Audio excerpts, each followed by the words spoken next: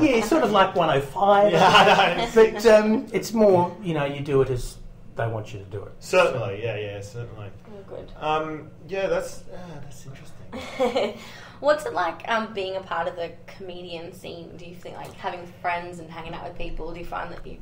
Yes, it's interesting. One of the most interesting aspects is how people who aren't really part of the scene regard you. For example, at the moment, and we all do it, not just performers, probably people generally, I googled myself a while back and found a theatrical management who claimed to represent me. They claim to represent about half of the comedy community. Oh, right. They're nothing to do with me. Yeah, right. And, they apparently represent Glenn Nicholas and Colette Mann, though they can't spell either of their names. Also, bizarrely, for corporate gigs... Why would they do that? Well, to get their name up. They feel as if there's something to be gained in trading on people's names. Yeah. So do they actually represent anybody? Or just the whole thing's a facade? I wonder, because I know, as you say, you know a lot of people within the industry, and I know a number of the people they have listed on the website, and I know who represents them, and it's not this company. Mm-hmm. They also bizarrely represent Campbell McComas. Now, Campbell was wonderful, but Campbell is dead. So, I mean... They're not even. Right. They don't even have the knowledge of who's still around. Yeah, I know. So not really updating. Yeah. So there's certainly a camaraderie with fellow performers, but you also have to be careful of the people on the outskirts, because there are, like in any industry, I imagine, there are people who are out to help themselves. Yes, certainly. Is it really cutthroat in that industry? Because, I mean, you're in the performing arts, and as far as I'm aware, the arts is so hard to get into and to be, recognised. So how did you find it difficult? Is there some sort of mateship, or is it like, because from experiences I've seen in the music industry, it's a bit the opposite. It's sort of like you got to protect what's your own and like make sure that you can make relationships, but these people are only there, until they can take your job, sort of thing. Yes. Is that what it's like? Well, it varies from person to person. I mean, there's a Louise Brooks line, every actor has a natural animosity towards every other actor, present or absent, living or dead. Yeah. I have found it to be quite that extreme. I think people are particularly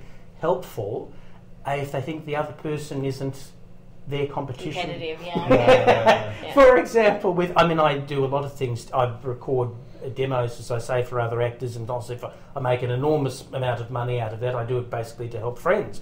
But with the beauty therapy gig, for example, I didn't at all mind that I was casting someone other than myself, because obviously if they want a woman in her 20s who's making vocal choices that don't sound stuck up, that's not me. She's not exactly on your competition. Exactly, we're not radar. competing for work.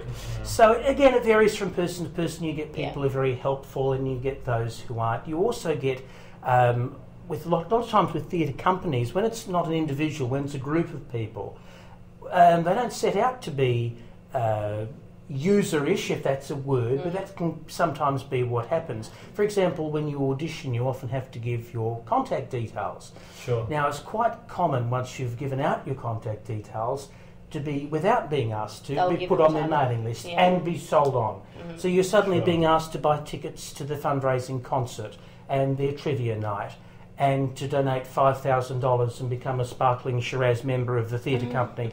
And you think, well, I only auditioned for this role. And my personal favourite, you were asked in terms of whether it's supportive or competitive, my personal favourite is being asked to buy tickets for the show that you auditioned for and didn't get into.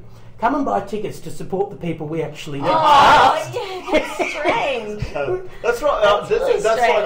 like I was looking at going into real estate, and I went for a job in the real estate agent, and the whole interview was like, oh, so you haven't bought a house yet? Well, to be able to be in the real estate game, you have to have owned a house. So here are the houses that we have on offer at the moment. So what's your price range? And then I'm like, are we having an interview? Yeah, are we selling me a house? Yeah.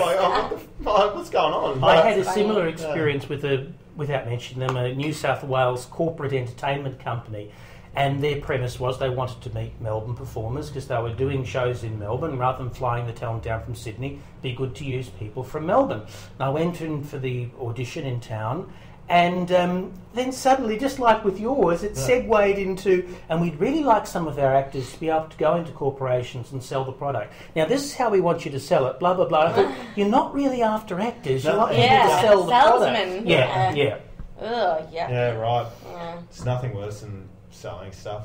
It takes a special person, doesn't it? Well, it does. It does. Like, I'm not... Look, if I believe in something, I'll be the best salesman in the world. But, if you're good at sales, there's money to be made in this world. If you can just sell anything, you can just speak, get knocked back and speak shit and just keep going, there is money to be made in this world. Yeah, you can do anything because the whole economy's run on just selling. If that's a determination, and cutthroat sort of selling. But I'm like that too. Like, I could never just go and be a salesman because I couldn't think of anything worse. And the way that when you look on Seek, you look for jobs in sales, they write the ads as though there are so many people out there who love sales. So they're like, are you the sales star? If you want to be the best you can be, we want you. You're like, bright and bubbly and you wake up every morning with a spring in your step. Wanting to sell stuff? You're like, get the fuck out.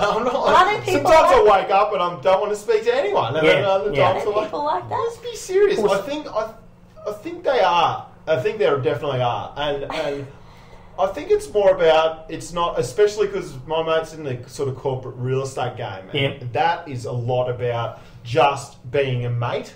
You need to know a bit about paperwork and this sort of thing, but it's about being someone that's your mate because you got a lot of money. Okay, you got a lot of money, you can buy stuff that I want to sell and I can make a lot of commission from. So even if you're not buying for 6 months or so, I just got to stay on you at your beck and call disposal. Sometimes my mate, he just has to drive people around. They ring him up and go, I actually need a lift here, and like driving multi-million people around just because they know that I need to buy something sooner or later. This guy's probably got what I want. He doesn't at the moment, so he just is like a chauffeur, and he just drives. And it's just to make sure that you're there, just waiting for when they're ready. You're like a vulture. And you just have to be a lot of jobs have just got to do with sales, Bit like I was saying before, I mean, there are people who, and this is probably the case in every industry, I imagine, there are those who treat others with respect and there are those who want to use people. So it's interesting before you mentioned Seek, because of course I'm in their ad. I've made a great many ads. I'm in the Seek ad. Really? Oh, yes. If you didn't Seek, you'd never leave home. And there's me having dinner with my 70-year-old parents. Marie-Therese Byrne, who's in a lot of musicals, played my mother. And the premise, a lot of times with commercials, you get all this very detailed direction, and you think, I wonder if the people who watch the commercial actually get this. But we're all wearing knitted tops in it, and the premise was the domineering mother who knits us all these clothes. We have to wear what she always gives us. And I'm sitting down. You played the stay-at-home 40-year-old guy that just didn't... And what the line was, if you never seek, you'll never leave home. Yes. I remember that ad. I remember that. I don't remember you. That's you. Did you leave home? Oh, yes. Are you going? We shot that out at Wyndham Vale. I've gone out to Werribee a great many times for sort of like the Hollywood of Melbourne. Wyndham Vale. Oh my god! Sounds prestigious. I used to play netball out there. Oh, did you? And it's dusty. Sounds like a... We shot at the Werribee Sewage Farm for an ABC television That's what show. I was about to say, but you brought it up, so I'm going to say Well, we did. That's what we shot. The first time I heard I was at work, and the security guard comes up and he's like, no, this happened to Micah. It didn't happen to me. I'm sorry. Yeah, this security guard comes up. I was like, I nearly claimed that story. Security guard comes up to him and goes, I'll be back in a sec, mate. I've got to send a fax to Werribee. And he's like, what are you talking about? And he goes, I've got to take a shit. Send a fax to Werribee. Well, it's huge expanses. It was interesting you said dusty, because the Werribee sewage farm is completely opposite. It's very green. Yeah, because it's so... Well, I suppose, fertilised, yes. Yeah. But we shot, Blabbermouth for the ABC, we shot out there in a tent, and it was a day like this, it was incredibly hot. Because it was a sewage farm, or just the area in general was appropriate? It's just cheap. I think probably cost probably was a factor. And it was like 40 degrees, and we were in this tent. It was like a country fair. Yeah. And they would lift the flaps of these tents, try to get some air in between sewage the smell. And yes, there was a bit of that as well. Goodness gracious. So, I hope they paid you well. Can't work in these conditions.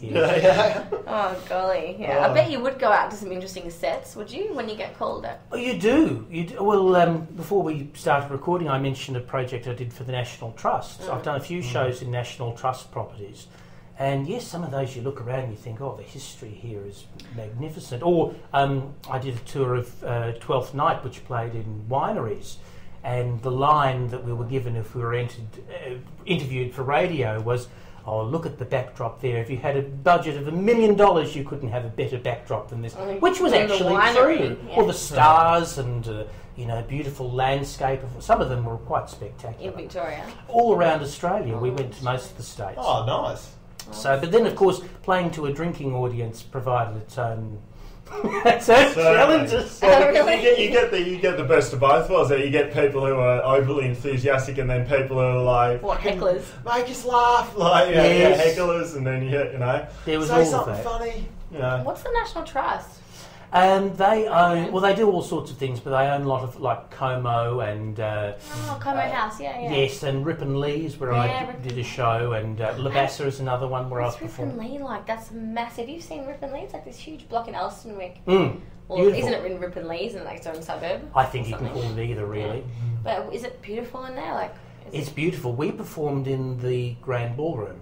Oh, yeah. Getting back to commercials, there are a great many commercials shot in the Grand Ballroom of Rip and Lee Estate. There's one for meat, people having a wedding, and are you going to have the fish or the beef? Or that was shot in the Grand Ballroom of Rip and Lee Estate. Yes, it's beautiful, and wonderful acoustics too. A lot of time older venues will have very good sound. Who was it? A home before? It was a private home in its former life. Yes, you must it's be like very a block.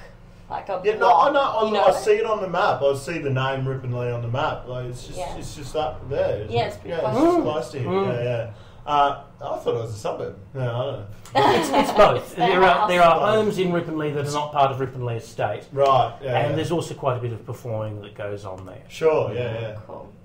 That's interesting. Well, so tell us how you got into what you do, and because you got just to have a Bachelor of Economics. I did. Well, how did you become? That's quite separate to a comedian. Well, it can be, but there are actually quite a few people who've had that sort of background and become more and more involved in the comedy and the theatre scene in the university days, and ended up doing that. Because Richard university Stubbs sort of provides a social connections and networking. Certainly, yes. Richard Stubbs, for example, I think has an economics degree. Stubbs, I like listening to him, but it doesn't mean I like him. But no, I know what you mean. He's a good, He's on the ABC these days, isn't he? He's in the morning, yeah. Yes. He's the very, opinionated, bossy young man. Oh, is he really? I remember him from his FM days. Am I thinking of the wrong guy? Oh, he may well have changed. I'm not sure. I haven't heard his work recently. I'm thinking Richard Stubbs. He's in the morning on ABC, and he talks about all You're not thinking of Red Simons? No, because he's quite opinionated, isn't he? Certainly. Yes. Anyway. Yeah. Anyway. Well, we like both of you if you're hearing this, Richard Stubbs and Red Simons. And Red Simons. We like great fans of my work. Yes. How did I get involved in it? Well, I'd always had the interest in it. I mean, I got my first paying job as an actor in 1988, which was a commercial for a car company. And that was again with who you knew. It was a family friend who worked in advertising, and I got the gig. We had to go in a month later and shoot the whole thing again because it was a car for a big family, and the little brother and little sister were so short the seatbelt cut them across the neck. And the comedy company was big at the time, and the client was worried the comedy company would do a send-up, buy brand X, stop suddenly and decapitate your children. Yeah. So we had to go in the whole thing again a month later and shoot with slightly taller brother and sister. So I'd always had involvement with both, and I suppose the writing got a kick along at even before university. I went through the first year of the VCE when we changed over from HSC to VCE, and the push then very much was for performers to write their own material. Mm-hmm. So I started doing that, and we took we had a series of monologues, and we took 3 of those monologues, wrote a group beginning and group conclusion to a theatre festival down in Mornington, and the show won some awards, and I went on to study with the fellow who was the adjudicator at that festival, not knowing then, of course, that years later I would become an adjudicator myself for the Rock of Stedford. What did you study with him? What did you study? Voice and acting generally, and a great many exercises that I've used in terms when I have taught. I think we all borrow from each other. Oh, yeah, that's the point of life. Yes. I mean, getting people to count. For example, I recorded a voice demo for an actor just a couple of weeks ago, and we were doing takes, and some of them were quite similar, and I got him, as Peter Stevenson-Jones had taught me all those years ago, to count down without speaking, Michael, count from 10 to 0, and start as high as you can. So 10, 9, 8, and going down. Yeah. And you find